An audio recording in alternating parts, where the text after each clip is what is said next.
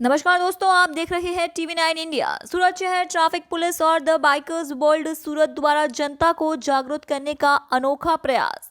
इन bikers के माध्यम से लोगों को ट्रैफिक नियमों के पालन के प्रति जागरूक किया जाएगा।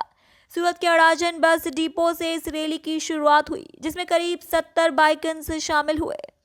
रैली के दौरान ये बाइकर्स विभिन्न सिग्नलों पर रुककर लोगों को हेलमेट पहनने, सीट बेल्ट लगाने और ट्रैफिक नियमों का पालन करने की सलाह देंगे।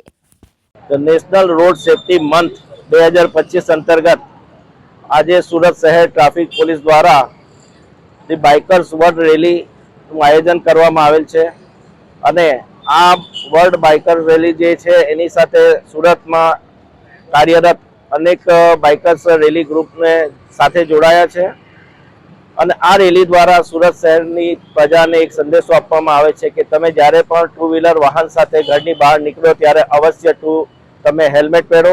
હેલ્મેટ એ તમારું એક સુરક્ષા કવચ છે અને જેટલા પણ ટ્રાફિકના રૂલ્સ છે, ખાસ કરીને ટ્રાફિક સિગ્નલનું જે સુરત શહેરની પ્રજા હમણાં જે પાલન કરે છે એ વધારે સારી રીતે પાલન કરે એવી હાર્દિક અપીલ છે।